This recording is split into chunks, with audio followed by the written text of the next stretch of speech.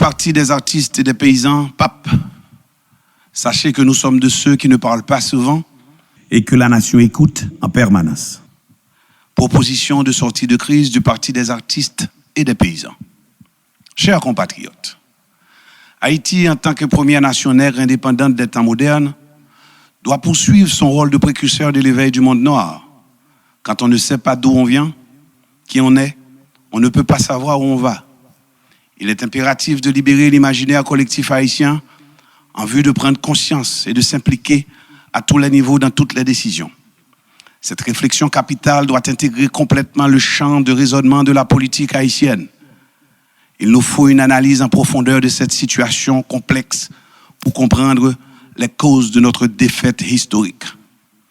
Devons-nous rappeler qu'Haïti, en 1803, a pris ses responsabilités comme la première force libératrice face à celle des colons qui n'ont jamais accepté cette prise de conscience de son autonomie en tant qu'entité du monde noir. Aussi devons-nous retenir avec conviction que la communauté internationale n'est pas consciente que les Haïtiens de nos jours comprennent encore la politique du troisième homme qui s'applique à travers le corps groupe, c'est-à-dire syndicat des diplomates étrangers installés en Haïti. À chaque fois qu'il y a une dynamique qui se met en place pour consolider notre souveraineté, nous sommes confrontés à un système électoral néocolonialiste conçu, piloté, financé par ces derniers pour plonger Haïti dans la plus grande catastrophe. Cette forme de servitude et d'idolâtrie est révoltante. L'objectif caché de cette démarche, c'est de détourner notre attention des vrais enjeux de la souveraineté nationale.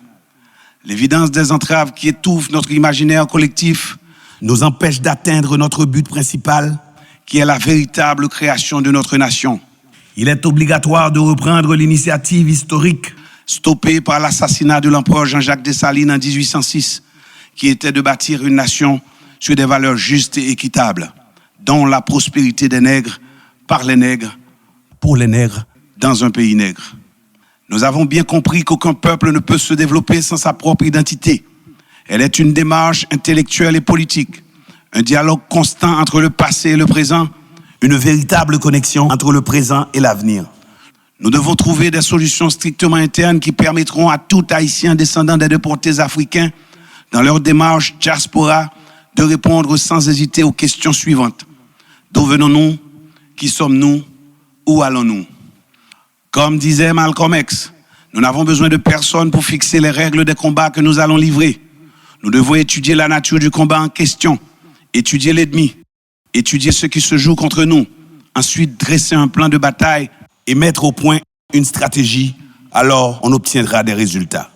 Nous avons constaté des démissions en cascade de quelques hauts fonctionnaires de la communauté internationale à l'issue de certaines déclarations choquantes concernant la vraie nature de leur mission.